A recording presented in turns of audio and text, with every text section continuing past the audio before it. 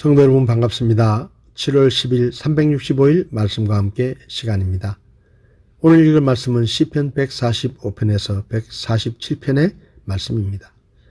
시편 145편은 다윗의 시편 가운데 마지막 작품입니다.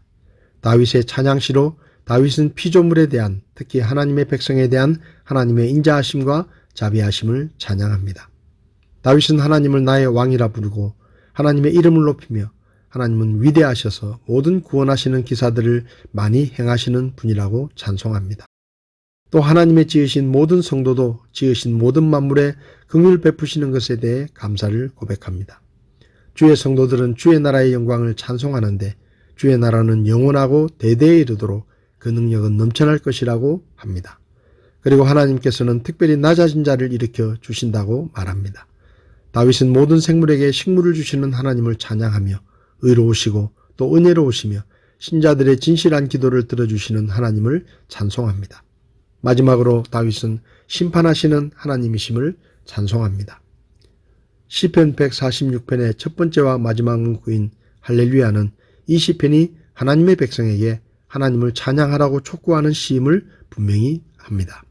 시인은 인간이 인간을 의지할 때는 서로 실망할 수밖에 없지만 창조주의자 통치자이시고 약자를 돌아보시는 하나님을 의지할 때는 소망이 있음을 노래합니다. 하나님은 천지만물을 창조하신 참된 신이시고 백성과의 계약과 그 실행에 있어서 진실하시기 때문입니다. 인자하신 하나님은 약한 자를 들어 높이시고 공의로우신 하나님은 악한 자를 처단하십니다. 시편 147편도 146편과 마찬가지로 할렐루야로 시작하고 끝이 납니다. 시인은 이스라엘의 흩어진 자들을 불러 모으는 하나님의 은혜를 찬송합니다. 그는 하나님이 이와 같이 구원 행위가 하늘의 별을 지배하는 것과 같은 능력으로 되었다고 말합니다. 온유한 자를 붙드시고 악을 심판하시는 하나님께 찬송할 수밖에 없는 이유는 하나님께서 사람들에게 식물을 주시고 들짐승과 우는 까마귀 새끼들에게까지 먹을 것을 주시는 자비하심 때문이라고 말합니다. 한편 시인은 이스라엘 백성들에게 병력에 의한 국방을 믿지 말고 주 하나님만을 믿으라고 교훈하는데 특히 이스라엘 백성이 이방 민족과는 달라서 주 하나님만 믿어야 한다는 것을 강조합니다. 또 시인은 자연계를 통하여 오는 하나님의 은혜를 인식하고 찬송하는데 눈이나 서리, 우박, 추위, 바람 같은 것은 모두 하나님의 명령에 따라 움직인다고 노래합니다. 마지막으로 이스라엘의 율례의 규례를 주신 하나님을 찬송합니다. 오늘 제 마음에 와닿은 말씀은 시편 145편 1절의 말씀입니다. 오 왕이신 나의 하나님이여 내가 주를 높이고 영원 무궁토록 주의 이름을 찬송하리이다. 시편 145편은 다윗의 찬양시라는 표제에서 알 수 있듯이 하나님을 찬양하는 내용으로 구성되어 있습니다. 다윗은 이스라엘의 왕이었는데 하나님을 왕이신 나의 하나님이여라고 부르며 영원히 하나님만을 찬양하고 높이겠다는 강력한 의지를 표현하고 있습니다.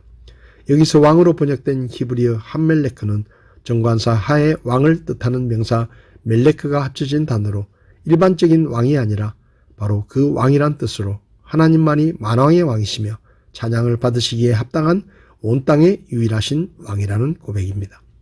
세상의 왕 가운데 아무리 많은 부와 명예, 권력을 지닌 왕이 있다 하더라도 결국 그 사람은 코끝에 호흡이 멈추는 날 왕의 자리에서 내려와야 하는 유한한 존재에 불과합니다.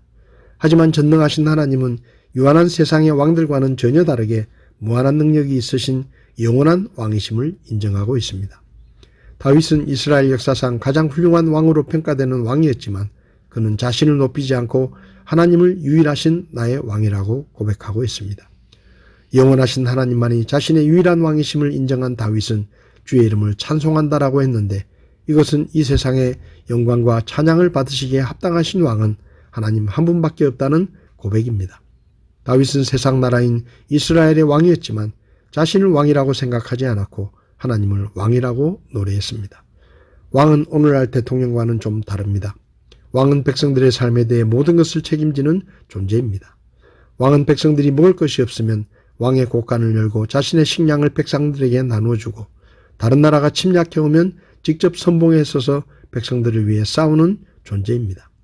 하나님께서 스스로 이스라엘의 왕이 되시겠다고 말씀하시며 이스라엘을 하나님의 백성으로 삼아주신 것은 하나님께서 이스라엘 백성의 모든 삶을 책임지시겠다는 의지의 표현이었습니다. 성도 여러분, 하나님은 우리의 왕이십니다. 아니, 우리의 아버지이십니다. 하나님은 우리를 어려움 가운데 버려두고 지켜보고만 계시는 분이 아니시고 원수들이 공격해올 때 팔짱을 끼고 우리가 홀로 전쟁터에서 싸우도록 내보내시는 분이 아닙니다. 하나님은 우리의 모든 삶을 책임지시고 필요를 채우시며 우리를 위해 싸우시고 지키시는 우리의 왕이시며 우리의 아버지이십니다. 스스로 왕이 되어 인생을 책임지려고 하지 말고 하나님을 왕으로 모시고 그분께 모든 삶을 맡기시기 바랍니다. 그러면 왕이신 하나님께서 우리의 모든 삶을 책임지실 것입니다. 오늘 하루도 하나님이 우리의 왕이시며 우리의 아버지가 되심을 감사하며 찬양으로 주님께 영광 돌리는 하루가 될 수 있기를 바랍니다. 7월 10일 365일 말씀과 함께 오늘도 함께 해주셔서 감사합니다.